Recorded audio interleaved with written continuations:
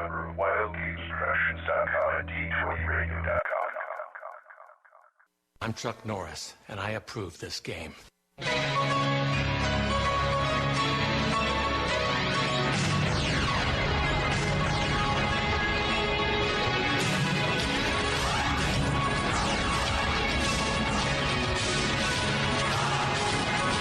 Welcome to the Roll for Initiative podcast.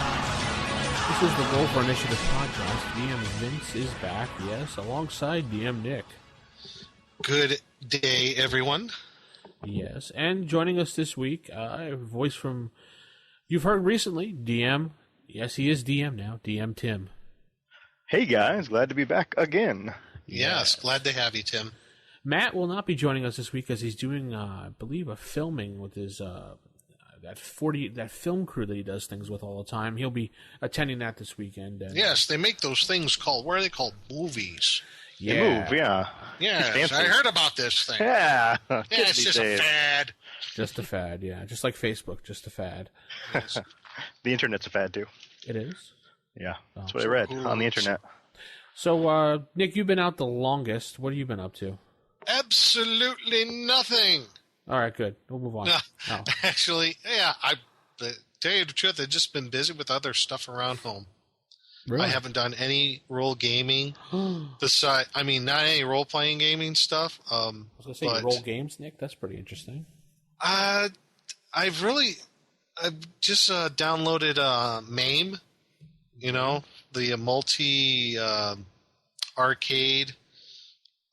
Basically, you could do all these emulations of arcade games on your computer or whatever. And cool. So it's been around for a while. I've just been doing that. Been kind of fiddling around with that. Just kind of fun doing some old 80s and 70s shooter stuff. That's awesome. Yeah, it's fun. It's fun. I remember how I can imagine, like, when I was a kid, I don't know how. Now I understand how I ate through my whole allowance at the arcade when I went there. I was like, my God, how many quarters would I have pumped into this thing? This is insane. Gosh, arcades. I remember those days as a kid running to the store every week. They had little arcade stores. Oh, love it. There's a fantastic documentary that was done, I think, about 4 or 5 years ago called Chasing Ghosts. Oh. And it's about all these guys in the early 80s did all these top scores on things like Space Invaders, Asteroids, Berserk, Joust, so they went, Galaga, name it, and they had like this big contest. And it's kind of like a where are they now kind of thing. Where are they now? Some of them, you just see the documentary. You see. Wow. Actually, most of the guys turn out okay. Some of them are just a little, whoa. You did what? I can't believe that. It used to be every corner there was like an arcade or some type of little arcade game in like the candy stores or something. Now you're lucky if you find it in the mall. You have to go to Dave & Buster's, and half the time they're broken and they stink. And yeah, there was a short-lived time, that whole video game arcade golden age probably. But it was short. It was a wonderful time. 20 years. I wouldn't call that a short time, really. Yeah, I think it was because there was that big fallout in, I think it was 83, where there was like a big video game crash. All contributed to E.T. the Extraterrestrial on the Atari 2600. Oh, that game drove me nuts. Yeah, you know the urban legend behind that, right? Should I? Oh, you haven't heard? Wait, is that the one with the landfill? Yes, and it actually happened. They designed that game like within 6 weeks because the guy who was the head of Atari at that time promised Universal, particularly Steven Spielberg, we're going to have this out by Christmas. It was like October, when he made this promise. It was like September or October. So they designed this game super fast. It was craptacular, as we all know. And they had so many returns on it that all the games that were returned, plus the ones that weren't sold, they took them all to a landfill, I believe in Arizona, dumped them all, crushed them and put a concrete slab over them. Okay. Like toxic waste. Yep. I mean, just destroyed them all because it was such a loss for Atari. It literally killed Atari after like 82 or 83. It practically drove it into the ground. I remember it being a bad game. I didn't know you could return it, though. Oh, it was horrible. Yeah, I remember someone getting it. I don't think I got it, but it was just that one. And I think which really broke the whole thing was their rendition of Pac-Man. I remember getting that one that stunk. Yeah, and Donkey Kong too. The Atari Donkey Kong. Yeah, the Atari Donkey Kong stunk, but the kind of the rebound was ColecoVision. I remember ColecoVision. Ah, Coleco, I had that. Coleco was the closest thing to the arcade too. It was darn close. Yep. To the arcade experience. In television, that too. And I think what really they pulled it off was I think you got Donkey Kong with the ColecoVision, and they had great emulations of like that and Zaxxon, Pac-Man. Yeah. So, anywho, yeah, that's my late thing. Kind of some nostalgic stuff. I used to play on the ColecoVision the Dukes of Hazzard game. The Dukes of Hazzard game? You remember that game? They had a I've never even heard of that. No, I didn't even know. Oh yeah, you had to buy a special steering wheel with a shifter and a pedal. All right. And you got to drive the General Lee all around and through traffic like it was a driving game, and like Boss Hog would chase after you. No, it's a driving game? I thought it was a drinking fighting game. Well, it could be. If you watch the first season of the show, you womanize and do things like that. Yeah, well, who wouldn't? Yeah, but you'd have to run away and like you'd cause havoc on the road, and like Boss Hog or Roscoe would chase after you. And would you do like a jump and you go yee-haw, and then freeze frame and go, yeah, them Newt boys are at it again. No, but you did hit the horn and played the yeah. That? Yes, you did play that. Yes, that. Yes, I went there. Take two. Anyway. Oh, man. Come on. That was perfect. Yeah. So, okay, cool. Anything else, Nick? No, that's pretty much it. All right, so we'll go to me. We'll skip Tim. We don't care about him. Hey, he's DM Tim now. By the way. Yeah, I know. He's one of the folk now. He's DM Tim. Yes, you're part of the collective now. The inner circle. One of us. Anyway. Oh, I like that movie.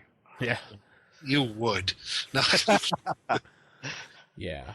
So my game actually got canceled this week because we had lack of players. Everyone started dropping out. Things happened. I can't stand that. But, you know. Real life.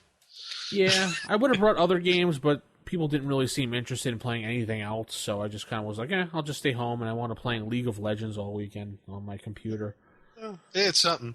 Yeah, it's something, definitely. And then my wife and I saw Grown Ups 2. More like, I'm sorry. Yeah, more like Throw Up 2. But anyway. Ouch. The movie just absolutely made no sense. I mean, Was it painful? It was like a train wreck. I mean, the only cool part was Stone Cold Steve Austin was in the movie, and that was about it. Like, wow. Rob Schneider wasn't even in the movie. I'm like, he must have read the script and went, no. Who wasn't in it? Rob Schneider. Oh, he wasn't in it? Nope. Really? I think that's the first Adam Sandler movie he has not been in. Wow. Yeah, but the rest of the cast was there. I mean, Kevin James was there and everybody. Kevin James, he's gained all that weight back, too, which I was surprised at.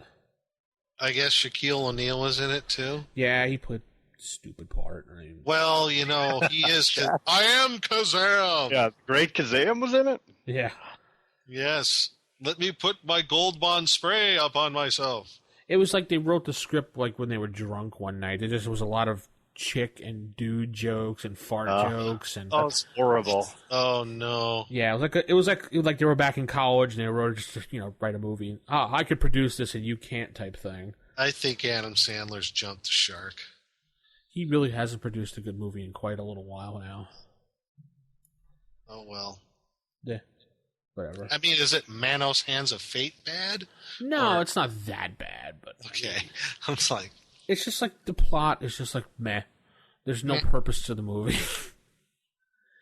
it shows them updated 10 months later. They're living in their the little suburban town, and of course they have a problem with the frat house kids again, and it's just dumb. Oh well, really, really dumb. I don't know. If you want So to not see recommended. No, folks. If you want to go see it, go ahead. But don't. I don't recommend it. you might as well just take your $7 and burn it. Yeah, definitely. And that's probably much more fulfilling. So, Tim, what you been up to? Over the past week, I played actually a lot of games, more than usual. I started an online game, Google Hangouts game for Astonishing Swordsmen and Sorcerers of Hyperborea. I kicked off with how one is that shot. game? It's pretty fun. It's very similar to AD&D, but there are a few tweaks. There are a lot of different character classes that make it interesting, but there are also a few tweaks in resolving like tests of strength. And thief skills are a little bit different. For example, thieves don't roll percentile dice, or you don't roll percentile dice for the thief. They roll a d12, and they have like a d12 resolution system. It's pretty cool. It's a lot of fun, and it's the setting is kind of embedded within the system itself. So it's based on Clark Ashton Smith and Robert E. Howard and Lovecraft kind of vibe.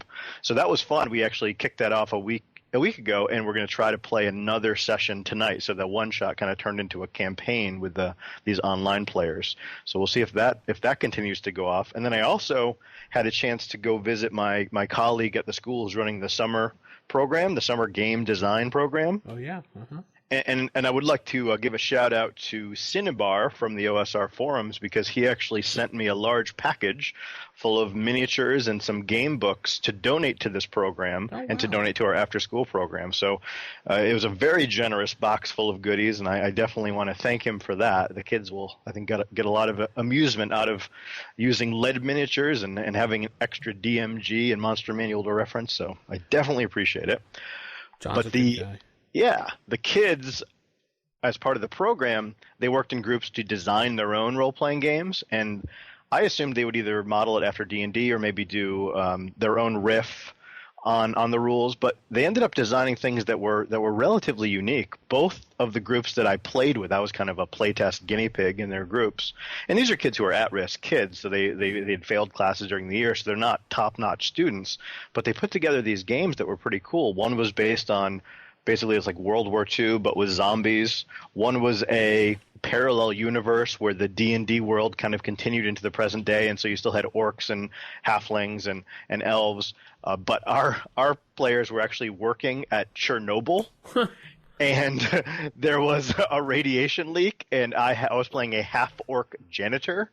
And it was a pretty cool setting, and the system made a lot of sense. And they had some trouble writing up the rules in a clear way, but when they explained the rules and actually ran the games, the games ran rather seamlessly. And so that was a lot of fun to play and see those kids really step up and game master their original games. And so I did that, and then I also ran a Champions game on Friday night with my brother and a few friends. That's an ongoing Pulp 1939 era Champions game, and that was pretty cool. They're exploring an island off the coast of Peru filled with a lot of strange and unusual and horrible things. And then I was supposed to, like, all that happened in 1 week, and I was supposed to start an Oriental Adventures campaign last night with a guy in Google Hangouts, but he didn't get enough players to kick it off, so that was postponed. And that would have been my first chance ever to actually play Oriental Adventures. I've never been a player in that setting before. I love that setting, and a lot of people don't, but it's rare to find a game, so if you do, jump on it. Yeah, I think he is still looking for additional players, so that was part of the issue, is that 3 people committed, myself included. One guy had technical difficulties, one guy didn't show up, and I was the only one to show up. So if anybody's possibly interested in doing a Google Hangouts game with Oriental Adventures, if they want to contact me via the forums or via the show or whatever, that would be something maybe I could connect you with so we can get some more players in that game. What's the time zone and time and day and everything you might want to play? Well, we tried doing it at 10 o'clock p.m. Eastern time on a Saturday. I don't know if that's going to be the regular time. He's going to reschedule for another day and another time, but we'll see. It'll probably be later at night, so probably late Eastern time, either during the week or on a weekend. Don't know exactly. What character were you going to try playing?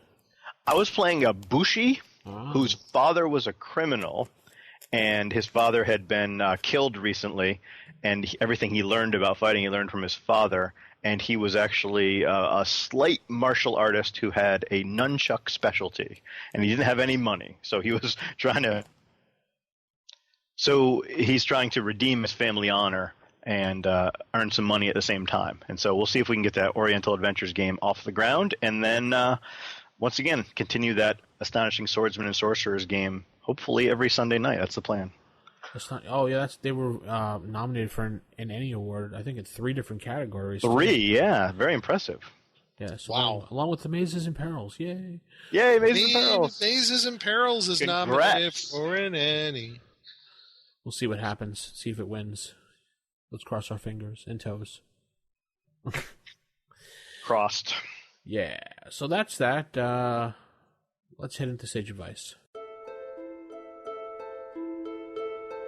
Sage Advice. All right, Sage Advice this week. We have a couple emails, no voicemails, but if you'd like to leave a voicemail, it's 570-865-4210, the hotline.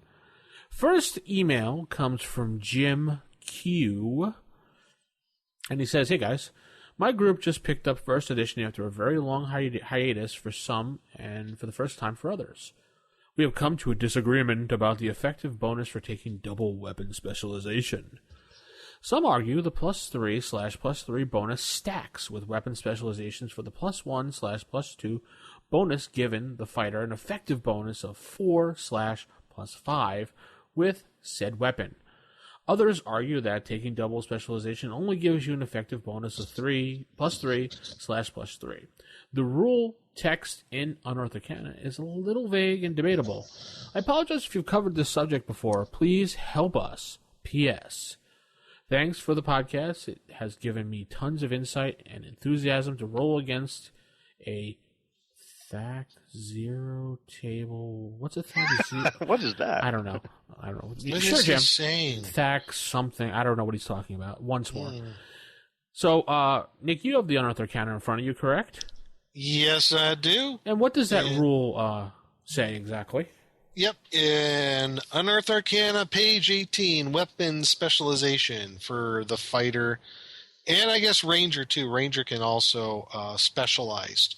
But if you look under double specialization, again, just like standard specialization, it takes a proficiency slot, and only melee weapons, excluding polearms and two-handed swords, may be double specialized. So you cannot double specialized in missile weapons, so there.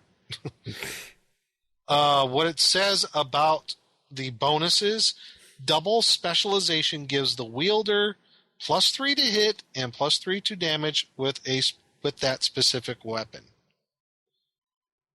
So, to me, and it sounds like to me it's not a cumulative or stacked on with the standard specialization.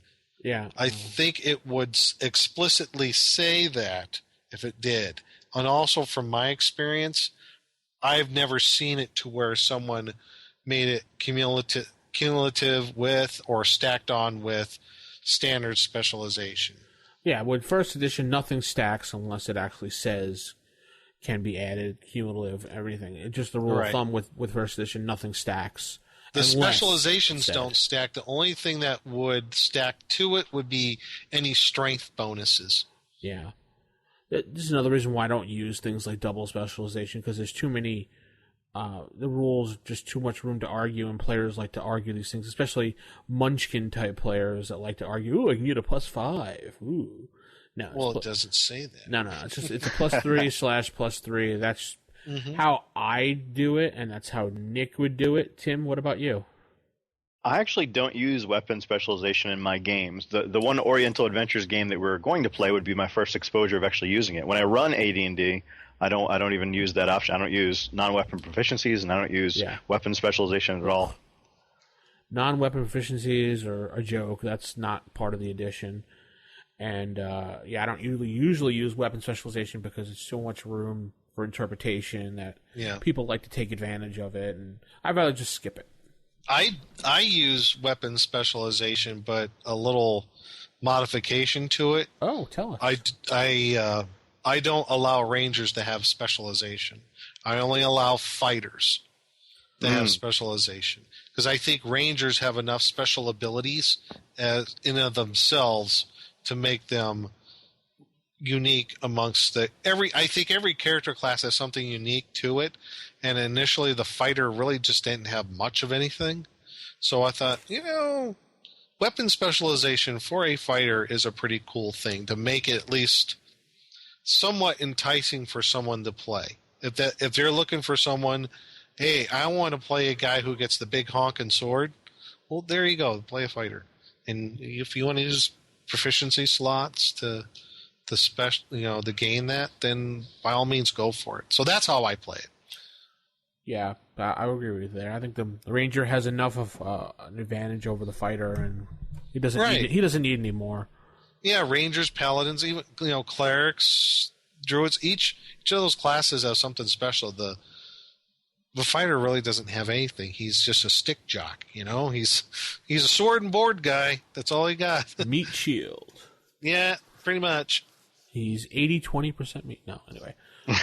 No, I think that makes sense, Nick. I think if I use the weapon specialization, it would be exactly for that purpose. That's a good adoption of the rule, I think. Yeah, I think when they put in fighters and rangers, I'm like, ooh. In retrospect now, I'm like, great. Now you're going to make rangers even that much more, annoying. Yeah. Well, they're just overpowered, really. I mean, they start with double hit points off the bat, so that's huge. Well, I guess. Well, that's why Unearthed Arcana is optional rules. Yep, they all are, though, really. Yeah, I guess you're right. True. But I'm still trying to figure out how a kobold is a giant class creature, but hey. Yeah, well, whatever. So there's the answer to that. Thank you, Jim. Second one comes from Tommy. He was saying, I was wondering if a party is fighting wondering what happens let me start that over again, sorry. I was wondering if a party is fighting undead and is starting to lose, decide to run away, which is smart, he has in parentheses, and comes back later, say about 8 hours after resting. Would that undead that they were fighting heal, or be at the same amount of hit points he was left at when the party ran away? Thanks, guys. Well, first we have to say what type of undead, because undead is a big category. But let's say it's a band of zombies, for example.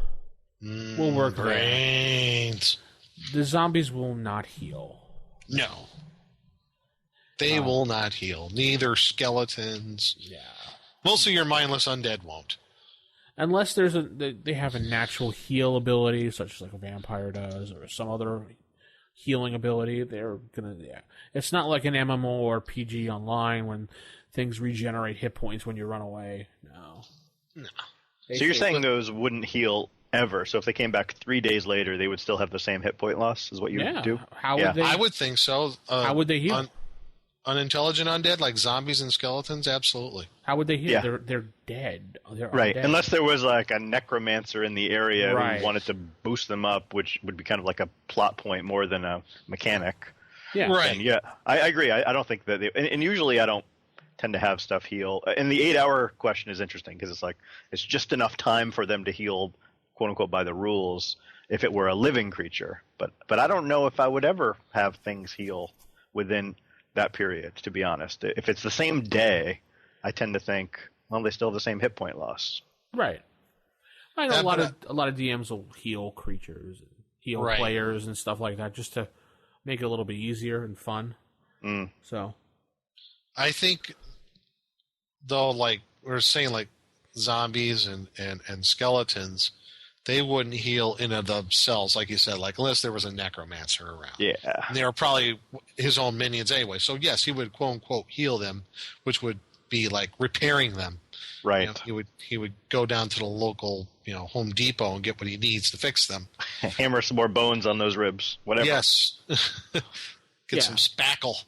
But if they were trapped in a cave or something and the players managed to escape and trap them in a room, they'll probably still standing there trying to find their way out, or just standing there swaying back and forth until you come back again.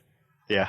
Yep. Now, for more intelligent undead like ghouls, ghasts, vampires, mummies, and I don't even think mummies, but there are certain undead that have the potential of healing themselves. Yeah. Doesn't necessarily mean that they will. It depends on a lot of things happening, but there's the possibility. I think things like vampires and liches, I would think because they're intelligent undead, they have been hurt, they would find in that 8 hours time a way to fix themselves. Well, yeah, I would think any creature that's intelligent would try to figure a way out to heal itself. Yeah. So, whether it's undead or not. So basically, the short of it is, it depends on the type of undead. Yeah, and no soup for you. No. Oh, okay. Never. Sorry. 2 weeks, no soup. No soup. And thank you, Tommy. Next question comes from DM Kenny. Kenny. Yes, I was waiting for you to say something. Kenny. Oh my God, you can. No, anyway. Is he a little Japanese kid that wears shorts? No. He runs around with a giant turtle named Gamera? Gamera is really neat. Gamera is full of meat. We all love Gamera. Anyway, MST3K for you folks. Yay. Hey guys, great show. Just wondering what the proper level was for a paladin to quest for a Holy Avenger. I am a new DM and new to D&D itself, so I don't have the basic D&D knowledge most players have. Thanks, DM Kenny. Okay, Kenny, since you caused all those problems in Japan with Gamera, my answer is never. No. Oh, sorry, you're out of luck. All right, next email. No, I'm kidding. Go ahead. No, I don't know. I don't think there is a proper level to start questing for it. No. I mean, that could be like a motivator, definitely, right from the get-go for a... I'm just looking at this question, and I'm thinking maybe he's thinking, what's the proper level for him to have it? Yeah. Maybe that's more along the lines we was asking, because I'm saying, what's the proper level? Now, to start questing for it, hey, right away, that could be a plot point right from the get-go for a paladin, wouldn't you think? Yeah, that could be a campaign in itself, questing for the Holy Avenger. Yeah, yeah. But what level did you say, Nick? To have one? Ooh, gosh. Considering its bonuses and everything. Yeah, Holy Avenger. Well, it's... God, what is that bonuses on that thing? Offhand, I think it's a +5 eventually. Isn't it? Or is that Holy Avenger +5. Yeah. In the hands of a paladin. Yep. I would say to have one, I would say 7th level, just off the top of my head, because it's so powerful. Minimum level. Yeah, I would say questing around 4 or 5, and then yeah. Start the quest, or maybe around 4th or 5th level. Maybe start even dropping hints, even at the lower level, right? Mm-hmm. Just to kind of, whet the player's appetites. Like, well, such and such old crone down the road knows maybe where some knight who lived 150 years ago, his tomb may be, but he could be Christopher Walken. Yeah, I wasn't even going there, but hey, but yeah, you could drop hints here and there about stuff. Drop rumors and things of that nature. Maybe around 4th or 5th level, yeah, he can actually start going looking for this thing and make it a huge, a plot and adventure in itself for the whole party. Maybe there's somebody else trying to get it. They want to destroy it. Maybe there's something associated with. Actually, a good way to drop that into a campaign. Maybe this particular Holy Avenger sword is whoever wields it gets the rights to a kingdom or something like that. They get to make sandwiches. Or make sandwiches. No, not make sandwiches. Oh. They can't use it to spread the mustard or the mayonnaise? No. Peanut butter. It would spread it really well. It would be great at spreading. It'd be great at spreading. +5 to spreading. +5 to spreading particular condiments. That's a non-weapon proficiency, though, so we wouldn't use it. Oh. Well, what about cutting sandwiches in half? That's close. That's borderline. That's a weapon specialization. Oh, yes, okay. But you get your +5 bonus. Awesome. And I guess a definite specialization would be cutting it in corners and stuff like that, and fourths. Anyway. Cut off the crusts. Yeah, cut off the crust. Specialized. That's a non-weapon proficiency, wouldn't it be? I don't know. Have you guys actually played with the Holy Avenger appearing in your games? No, never. Once. Really? Yeah. What level was that when the character or the player 10th got level? It? 10th level. Yeah, I thought that was a bit high, but that's what the DM decided. Yeah, I'd tell +5 is a huge difference than the average magical sword you're likely to come across. So I don't know. Yeah, I was thinking the upper single digits would be appropriate for a Holy Avenger to be found. But you're right. I think laying the seeds early is really a cool feature. Mm-hmm. And then we found it, and we wound up going into Ravenloft, and we all died because it was a giant magnet on top of the Paladin magnet. So. Oh, terrific! Yeah. I was like, yay, we're all dead. New campaign. Huzzah. Huzzah's right.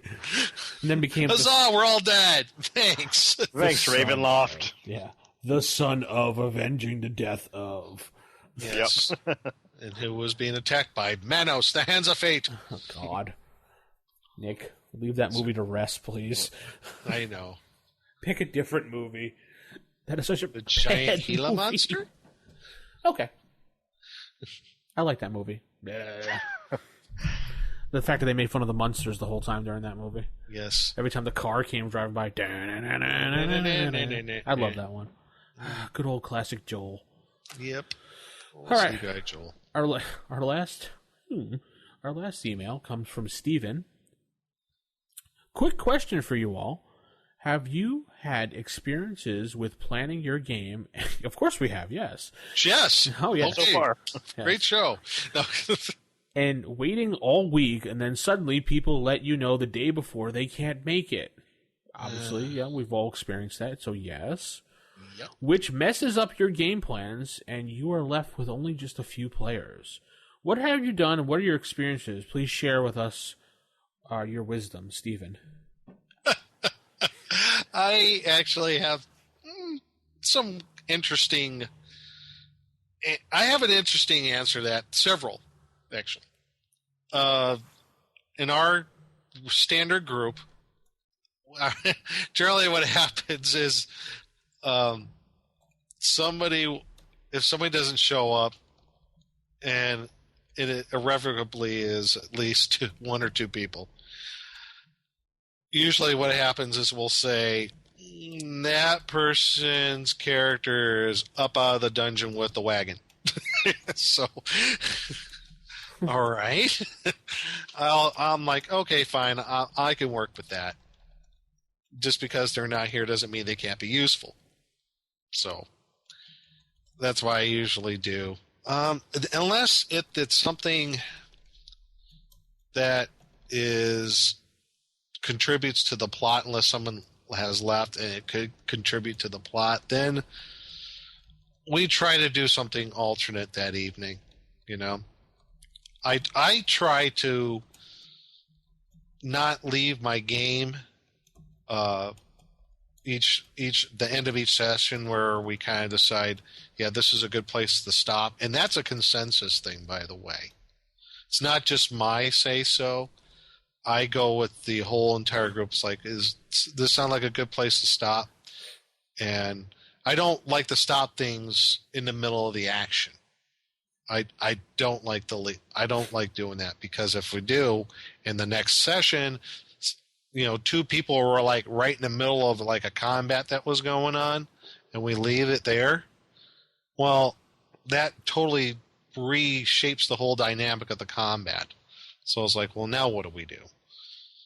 Sometimes you have people that don't show up, but people have that person's character sheet. So I'm like, okay, great.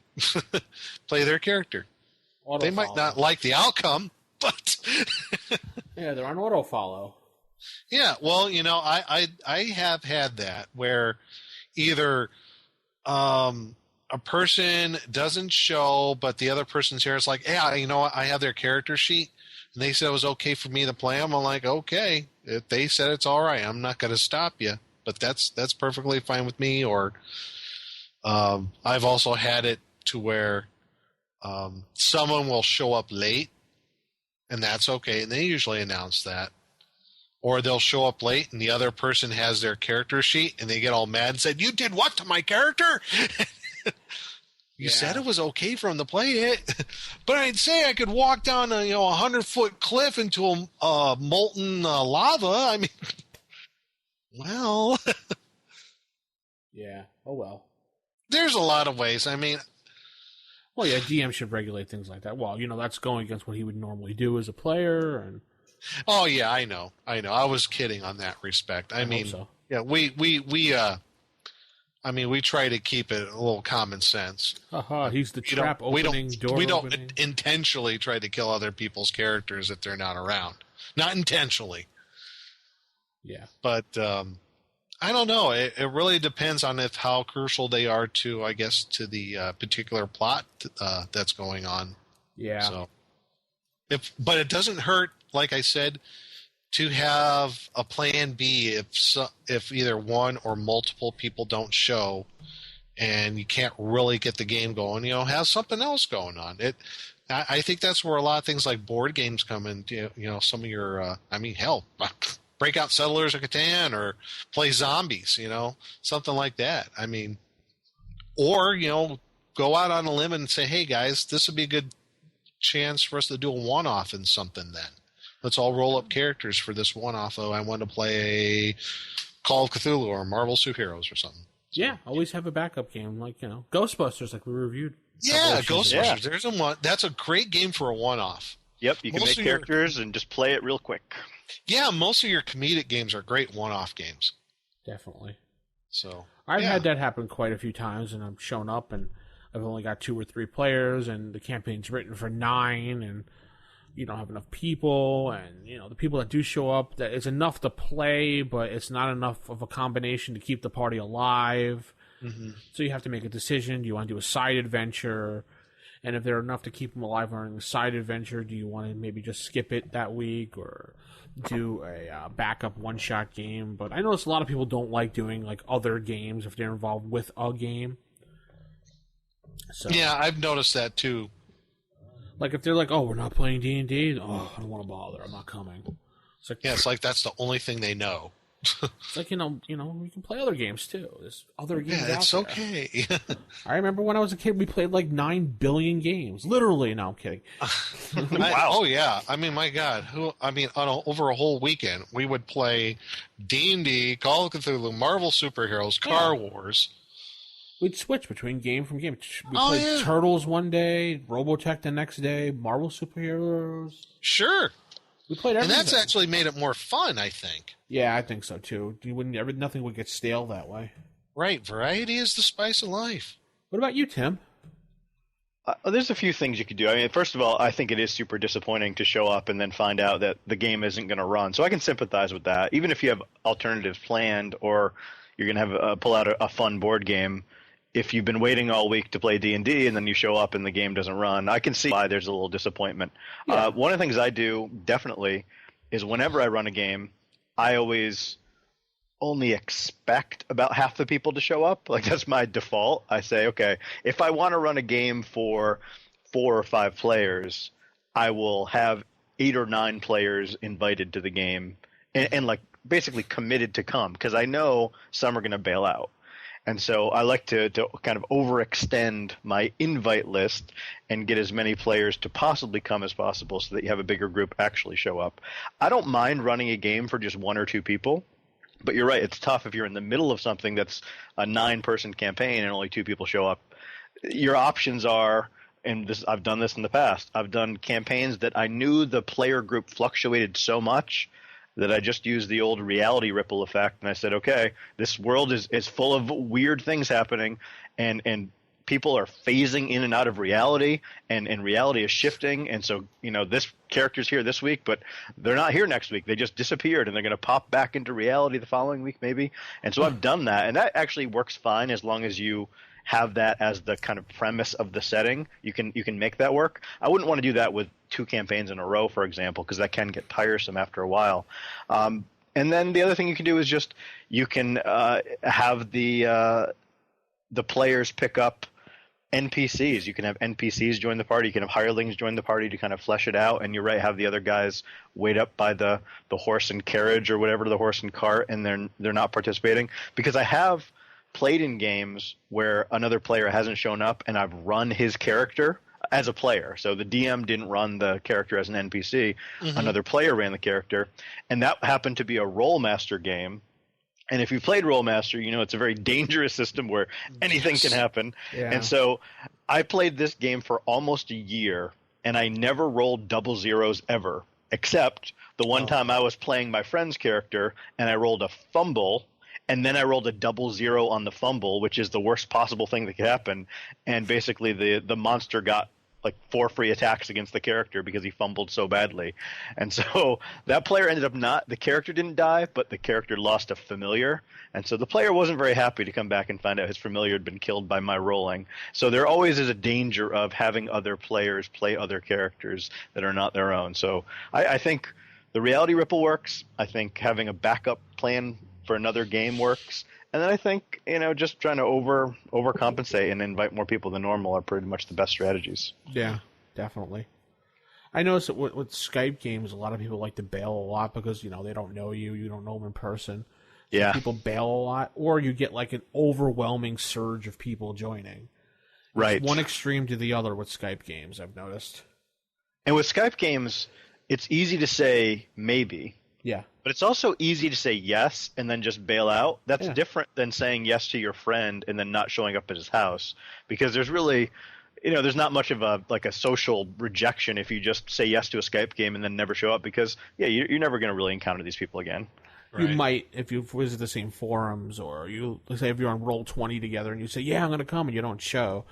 The only bad thing that'll probably happen for that is that the DM will never accept you in a game again. Right. Not this guy again. Yeah. I mean, and if you do it more than once, he might put a note on the forum saying this person has said yes and bailed on a bunch of games. Be wary or something. I know. But I think I talked about this last time I was on too, when we were talking about the length of campaigns, and I mentioned that I just tend not to play in or run long campaigns because of this very issue. Because people, the attrition, and then people don't show up as frequently after a while. So one of the things that you can do if you're running a game is just run like 3-session games. And so it might be a continuing overall campaign, but for these 3 sessions, you're getting 5 or 6 people to commit to come, and then maybe they can't come the next 3 sessions, but that's okay because it's a different sub-adventure within the overall campaign. I think that's a good strategy too. So you're kind of doing what they do on TV shows, do a little arc and then restart arc. Yep.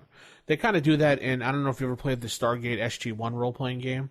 No. That's that and the Buffy the Vampire Angel. They all have that as their premise for their campaigns, is write up small arcs and then work from there. Yeah. So that way, if your players bail or something happens, you can always, after 3 sessions or so, change things. Yeah, I think that's good. I like the idea now that you're mentioning that again. I should probably start doing that. Thanks, Tim. Hey. Good idea. All right. Thanks, Stephen.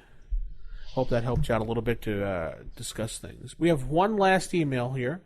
40-something minutes into the show. We've done a whole email show here. The last email comes from Name Withheld. Ooh. Ominous. Ominous. It's pretty blunt and to the point, and it says, who should handle the snacks when you are playing in a game? There is always one guy who shows up with no money and no food and eats things. Someone has said something, and he basically shrugs and said he is poor. What can we do? That's the whole entire email. Nick? Well, what do you think? Well, I would say, have you updated your resume lately? And maybe we can help you find a job so you can get some income, so you can bring some snacks and drinks to the next game session. How long do you let your friend go before, you get a little annoyed and say, dude, we always bring snacks and you just chow down and don't bring anything? It's kind of stretching a friendship thing a little bit long there, so... I'm terrible with snacks. When I run a game, I never have any snacks or even think about it, and I don't even. It doesn't even occur to me. For me, games and snacks are a thing people talk about, but it's not part of my experience with the game. Yeah. But when my wife is around, she's such a a typical hostess type. We'll be playing a game and she'll pull out the popcorn, or she'll have some cookies or something. So she'll take on that role when she's around. But oftentimes, if she's not around or she's doing something else, I just don't think of it. I'm so kind of single-minded on the game itself as a DM that I don't think about the hosting responsibilities. And then when I go to play, I just never even think of bringing snacks, but other people do. And I don't know. I just don't think about snacks that way. I don't know. I guess it really depends on what you consider.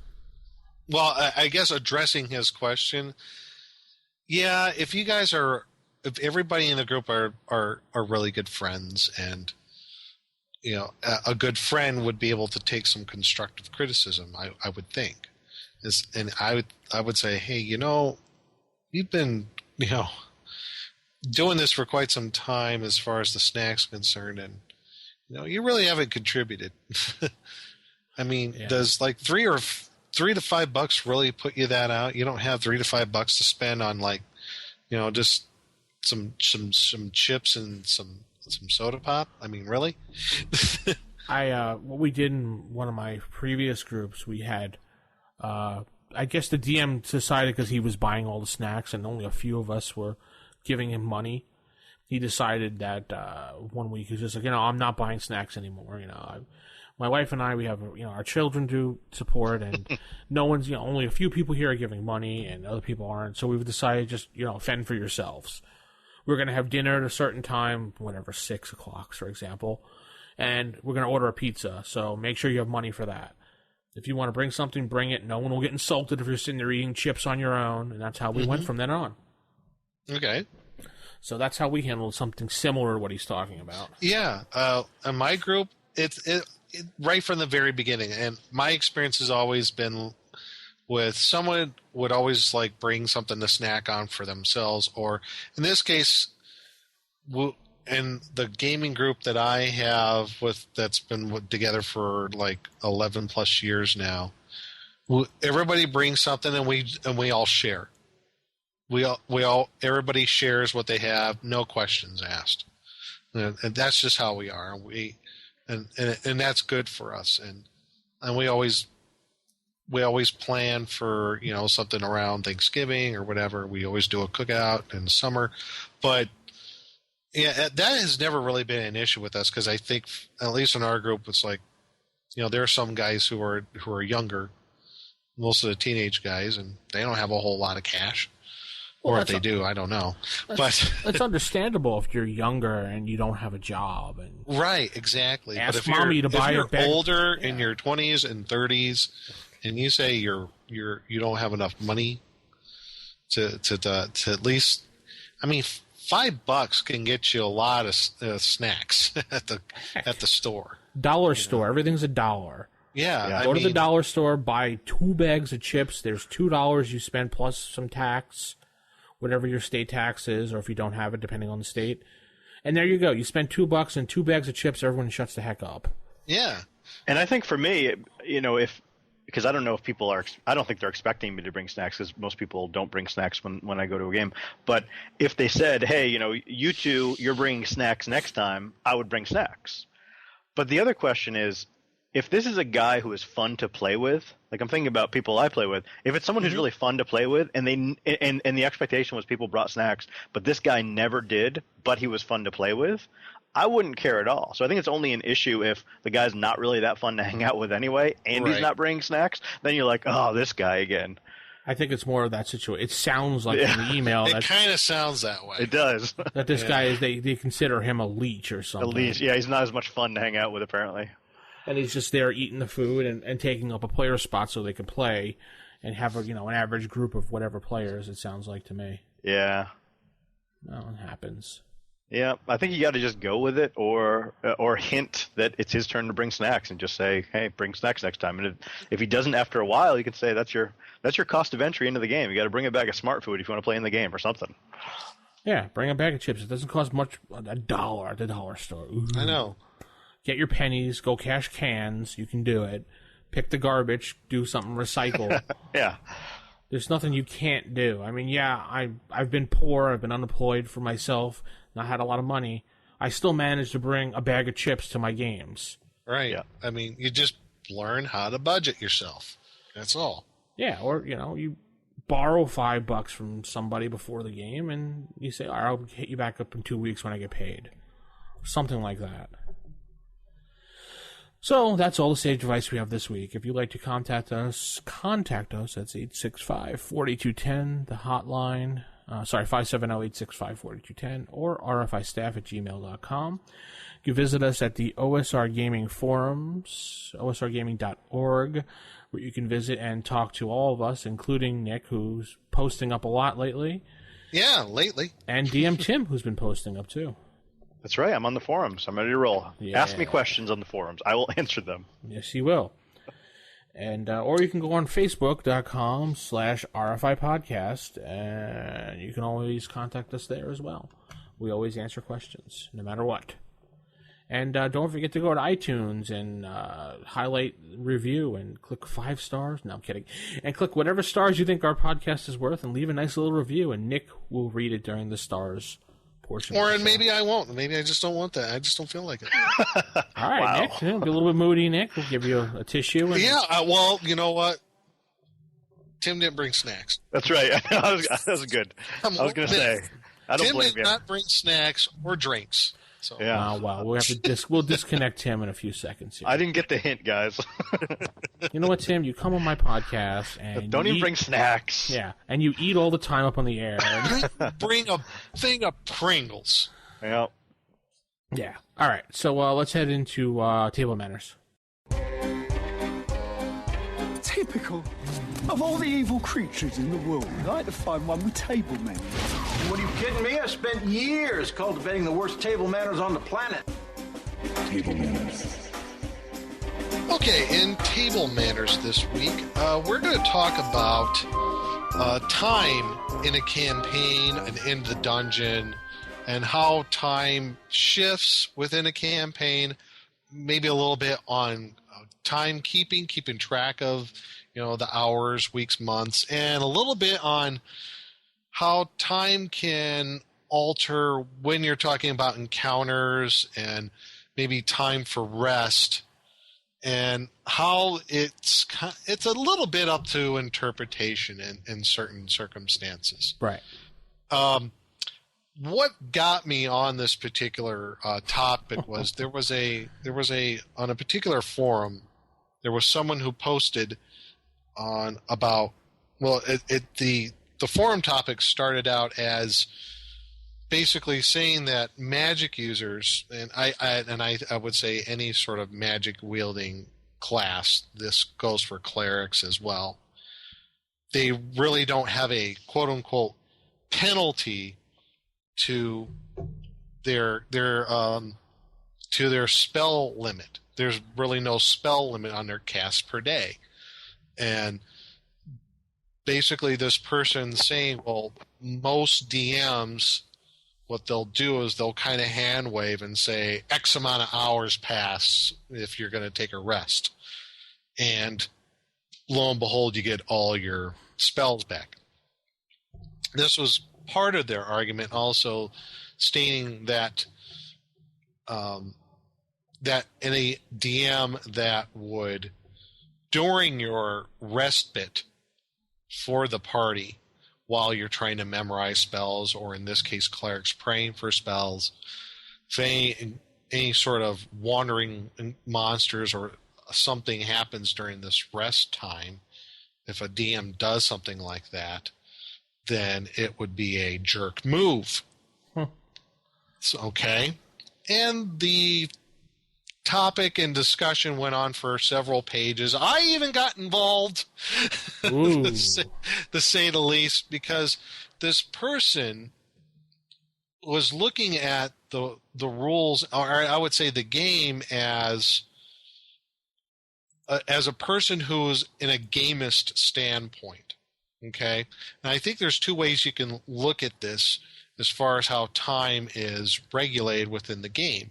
You have like a gamist standpoint, and at a more role-playing, but with a slight, I guess, realistic standpoint, I guess would be a theatrical standpoint, I might want to say. a gamist would say, okay, you go into the dungeon, you go into the room, there's an encounter, you do your encounter, you go on to the next one, and then go to the next one. Okay, it's time for our rest period after X amount of encounters. And this person say, okay, you have this rest period. Everything stops, you rest, you recharge, and then you go on to the next encounter. Okay? Mm-hmm. This is kind of the argument this person used, because they said in no uncertain terms that the cost during the rest time is too high. And this kind of threw people for a loop, because they're thinking, well, what cost are you talking about? Yeah, what cost? It's like the cost of maybe something happening during your rest time. That's a cost. That is delaying your given rest time. And using phrases to that effect, I'm paraphrasing here. Okay. But to this person was basically going upon that point to where it's like your rest time is a given, that you must have one. You must have your little nap. So you get your whoopee and you go to your room and you take your nap. But so this is how it kind of all went. Okay. Now, I think it doesn't say exactly in the rules that you must have a rest time, nor does it say in the rules that the party as a whole needs to take a rest, do they? As far as I know. It doesn't say you have to rest. It's advisable. It's advisable, yes, but not necessary. It's not explicit in rules to say that. And I go to the DMG on page 38 that says a party should be required to rest at least one turn in 6. And in addition, they should rest a turn after every time they engage in combat or any other strenuous activity. Now, it doesn't say must. It says should. Now, if it said must, fine.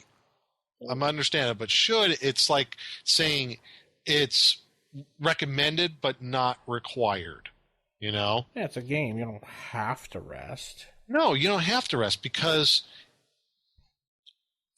D&D in itself has, at least by this point, when you even look at first edition AD&D has gone well beyond its wargaming roots.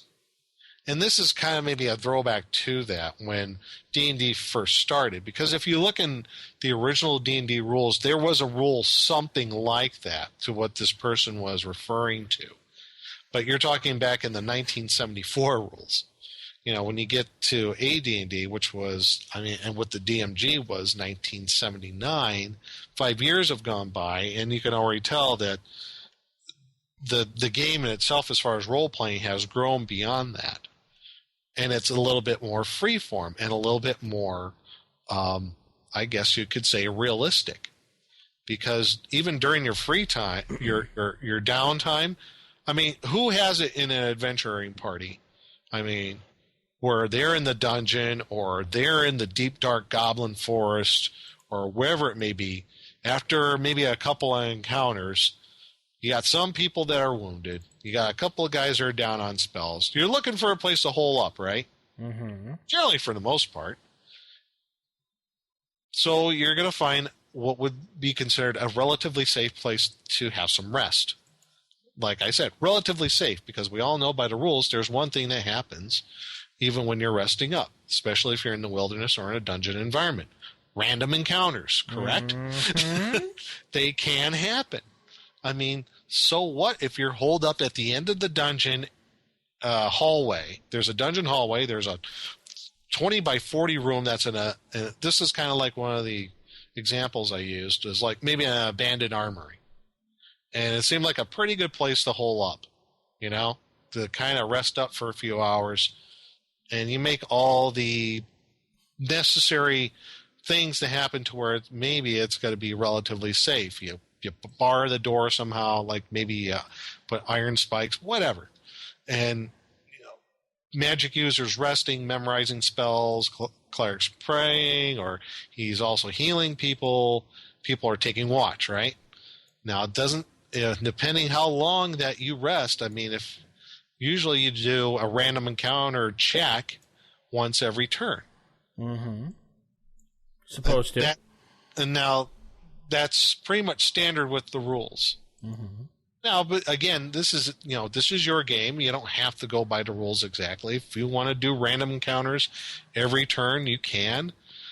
Maybe the dungeon's a little more active. Maybe 2. Maybe it's not active at all. Maybe you only do like 1 random encounter a day. I don't know. I mean, it all depends. It all depends on what the DM has for his game world and for his dungeon or what have you. Mm-hmm. So, people try to come back to him and say, this is part of the rules. This is part of the game. And everybody who's ever played, and I think most of us can agree here, that you come to a point where you're going to have to, the party's going to have to rest just for necessity of maybe getting hit points back and getting spells back and doing whatever. And those are probably the 2 primary things besides, eating and sleeping. There's going to be random encounters that are going to happen. But this person said, that's wrong. That's a jerk move. Random encounters shouldn't happen. Well, why not? And that's the whole point of the Wandering Monster tables, is that it penalizes the characters if they're taking too much time somewhere, because there's an increased chance of encounters. And as you said, in certain areas it's more dangerous than others. So if they go back and rest at the inn, there could be a chance for an encounter, maybe, depending on where where the inn's located. But if they're resting in the middle of a dungeon, the chance increases. And so that's that's like how the game is designed. It's designed to punish people, or it's designed to punish players and characters who are taking too much time in dangerous places. And I would even argue that's not necessarily a punishment. I think that's a simulation of reality. Right. Like in the real world, yes, you go about your business. Say you get up in the morning, you get ready for work. You drive from your house to your job. It takes, I'll use the example it takes me 30 minutes to drive from my house to my job every day. Okay. Random encounters could be a wreck on the road, could be a police car chasing somebody down, could be a deer going across the road, and I've seen that, by the way, because I live in Ohio. Uh-huh. Those are random encounters. Even though my traveling time is kind of a rest period between my 2 destinations, things happen. There's no guarantee that something will or will not happen in that period.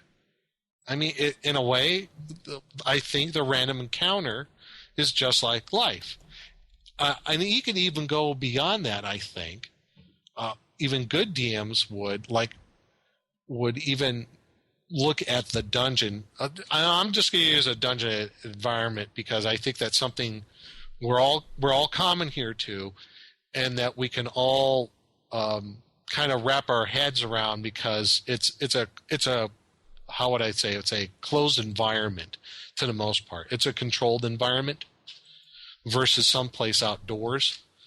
But say you're in a dungeon, and I used in my example in this particular thread that the party, they fight off this 8-headed Hydra. They go, and the DM asks, okay, what do you want to do next? Okay, we're going to go check this out over here. You watch the doors. Well, the DM hears all this, and he says, okay, he's looking at what's in the next room. Oh, the 2 ogres have been woken up because their pet has been killed. So a good DM probably would say, okay, those ogres woke up. They're going to prepare for an attack maybe because they heard all this commotion. They flip their beds. They alert the 8 orc mercenaries down the way, grab their crossbows and long swords, and the ogres get their battle axes at the ready. And then the DM says, okay, what do you guys do next? Okay, we're going to go into that door beyond where the Hydra was. Okay, you open the door, you see what appears to be 2 ogres with battle axes behind a couple of overturned beds, and with 7 or 8 orcs with crossbows pointing at your heads. So who would not, as a DM, maybe do something like that? I mean, does that make sense, or does it not make sense? No, it makes total sense what you're saying. Absolutely. It makes sense to me too. And one of the things that I've found myself doing lately, I actually learned this from a DM we've been playing with the Rollmaster system, is when he designs his encounters to make that the setting more interesting, his random encounters, he includes 25% of them as relatively innocuous encounters. But we don't know what those are. You can't always tell. For example, it might be a horse just, running right towards you, and it could just be a wild horse, but you're always on guard, and it may end up not becoming a combat thing. Sure. But it was just a random thing that happened. But one of the things I wanted to say about your point was later editions of the game don't have that feature emphasized as much. They don't have that scenario you outlined unless it's kind of a planned encounter. There's very few random encounters in later editions of the game. They're all kind of set, staged encounters, and basically it's almost as if the fictional world of the game, doesn't exist except vaguely in between set encounters. And that's what I think makes the earlier, especially first edition, but it makes the earlier editions different, is that the setting is the thing, and the characters are exploring the setting, and the setting will interact with them. And in later editions of the game, the story is the thing, and it's plot point after plot point, and the world doesn't exist outside of those plot points as clearly. Right. I think you hit upon it there big time, Tim, that it is as if those people, and I think a lot of it has to do with people who have more experience with console gaming, as far as, or even the earlier, I am like to call them role-playing games, but remember the gold box editions of the D&D adventures, stuff like that. I mean, they're set parameters because you're dealing with something that's a machine. It has to have set parameters, and the hardware and software have to work in a certain way. Well, and some people are used to that, and that's their background. When they come into something like a role-playing game, a real pencil and paper game, they're kind of taken aback, like, what? You mean I don't get my mandatory rest period? You mean things could happen? You mean I have to prepare for things? You mean, really? I don't just automatically get things back like my spells and hit points? Really? Yeah. What? Sorry. Right. And I think that throws people for a loop if they come from that background. So it takes a little bit of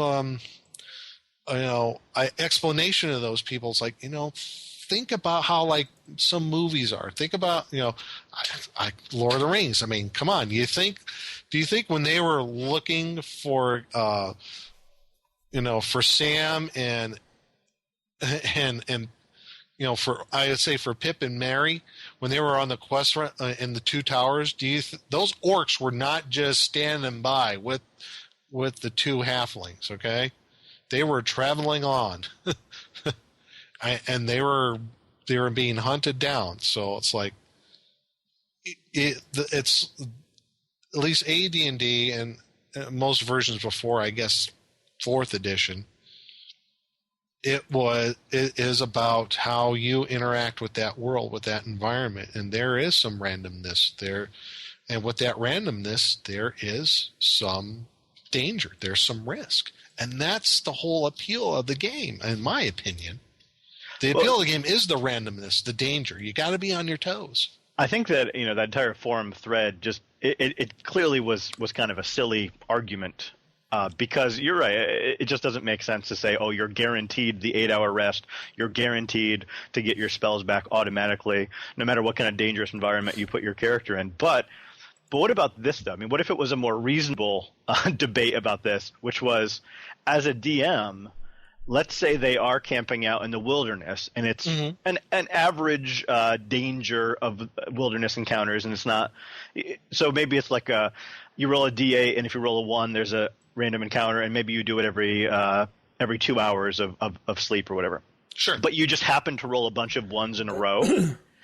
And so my question to you as DMs is, if you roll a couple 1s in a row and then those characters never get any rest, and after the second random encounter they're all down, they're either unconscious or they're down to their last hit point, and then do you just stop rolling random encounters at that point because you want to give the characters a break? Do you do a DM control to say, let's slow down the random encounters or else the entire party is going to die? I think that's a more interesting question, is how you handle that when the randomness becomes so far against the players that the game might just come to a crashing halt. That's a good question. And I think a good DM, knowing how his players are and knowing how they would react to certain ways, how things go upon in a campaign and how he handles things. I think it comes to the game, the game dynamic of the player and the group dynamic of the players and the DM. That's what I wanted to try to say. Sorry. If they're okay with the randomness, then I'd say go with it. But for me personally, I think I would kind of fudge it a little.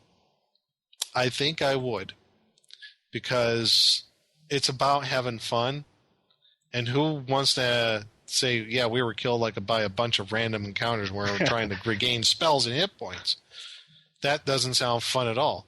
Maybe, and I think the good point would be like saying, Tim, it's like maybe you just push it to that brink, but then you finally pull back and away and say, oh, okay, now there is that rest coming for them. So it's like, yeah, I think I would fudge it as a DM. I'm not strict in that respect, I mean, what about you, Vince? How would you handle those sorts of things? And as far as them, I'm not really that picky when players rest. So unless they're sitting there a long time and just complaining and plotting, and because my group currently, they like to talk things out and decide what they're going to do, which is cool with me because it's fun to listen. Sure. But then I have some other players in the group that sit there going like that. Yeah. How much game roll time have you guys taken plotting this stuff out?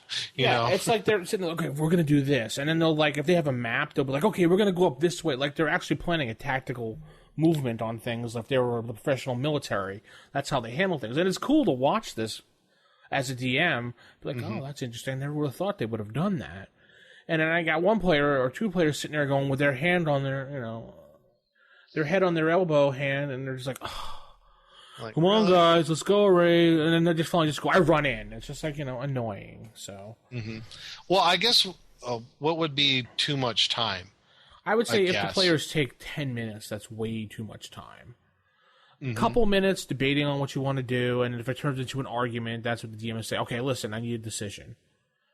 And you're talking just out of, your game world time. Just 10 minutes. 10 minutes of real world time to plan something. Right, but if they're plotting, if they're talking, and even if they're, yelling outside of the game, that in-game the characters would be theoretically debating the tactics too, and so that would draw additional attention, and that seems like the time when, hey, you've taken a lot of time, you've been noisy, something's coming because you've been loud.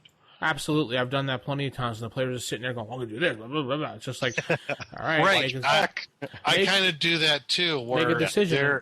If they're out in the forest or in the dungeon or out on the road somewhere, and everybody wants to kind of do their own thing while they're decided to, bed down for the night.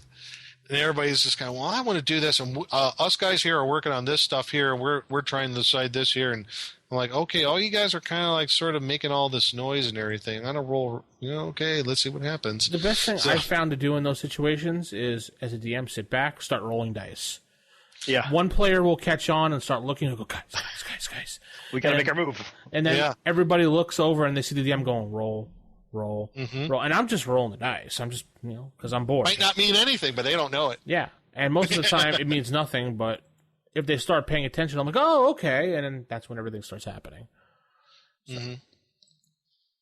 Yeah, I do think that it's about the fundamental design of the game, though, and the fact that the early editions of the game are different than 4th edition. Because I'm thinking of, for example, when I run D&D, on a standard type of adventure when they're out in the wilderness or in a dungeon and they decide to camp there, usually I just roll 3 checks. I roll a wandering monster check for like the beginning, middle, and end of the night kind of thing is what I do.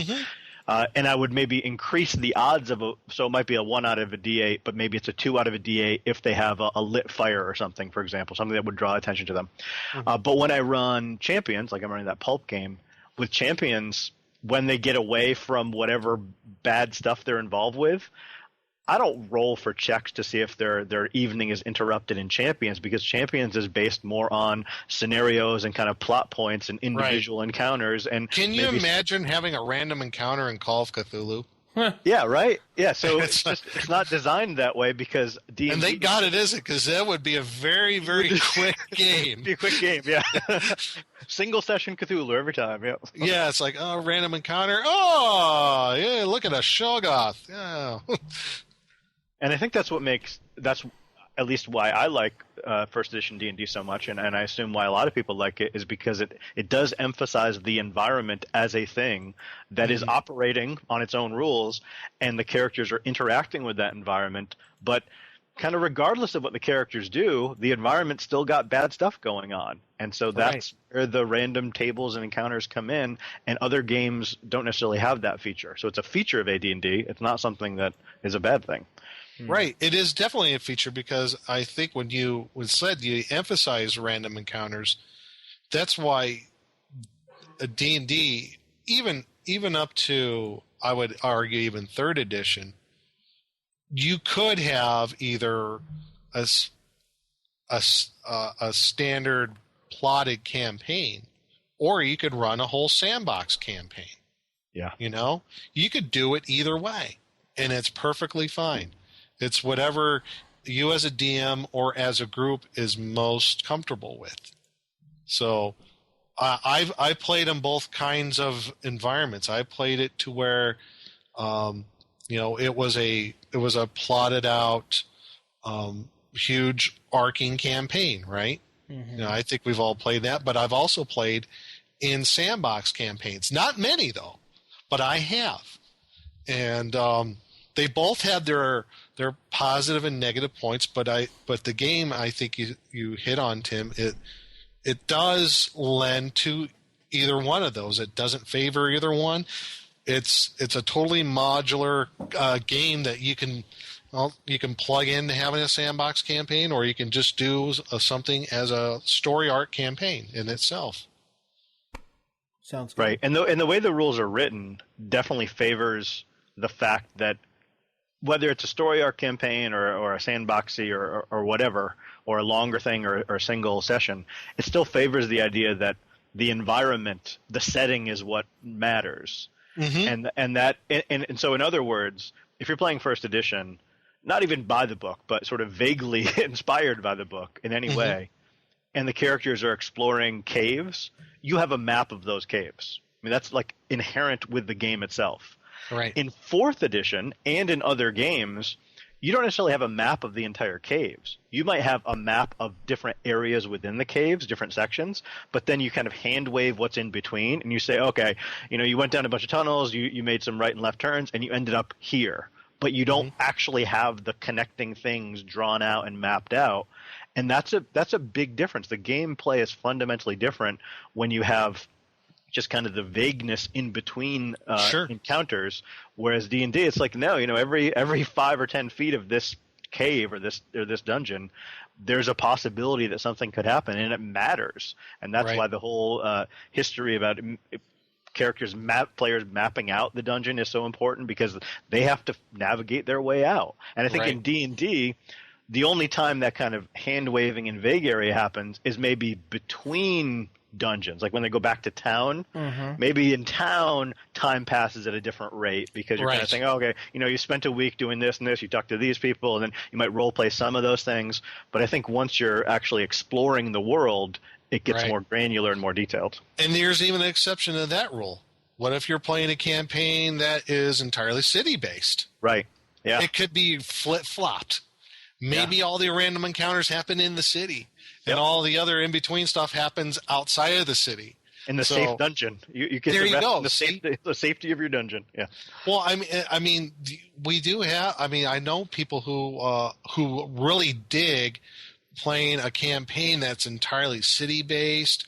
There's a lot of mystery and intrigue and backstabbing, and they love that sort of thing. So in that type of world, you're going to have you can do random encounters in the city. Then you would have those things in there. Sounds like they'd love Legend of the Five Rings then.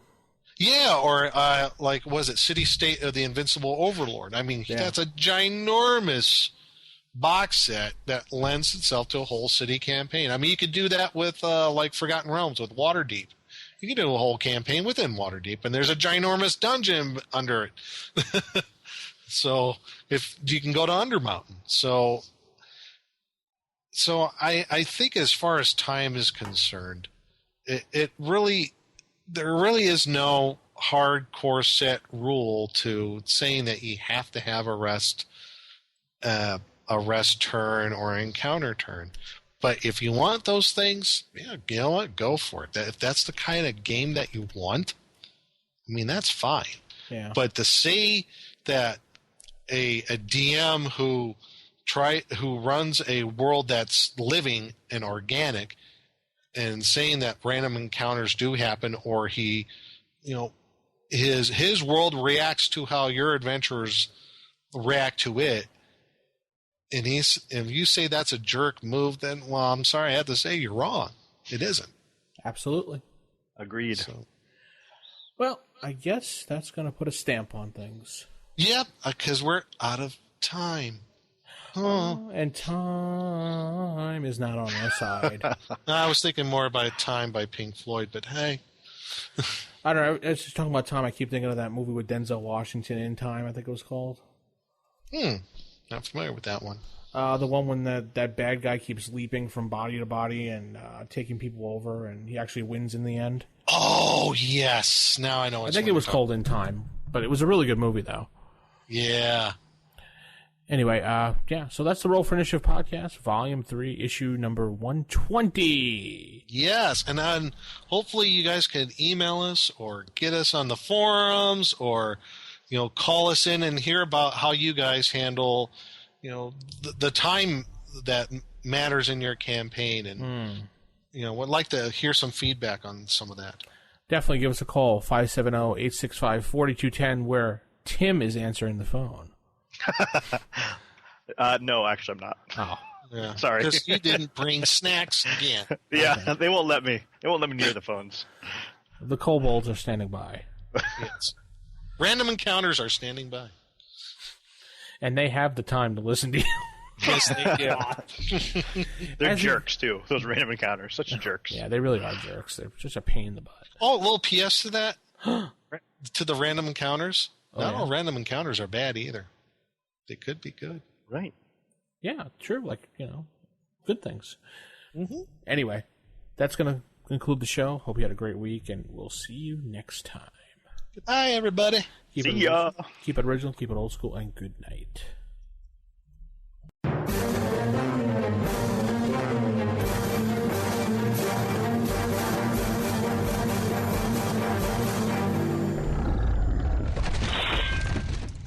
Roll for Initiative.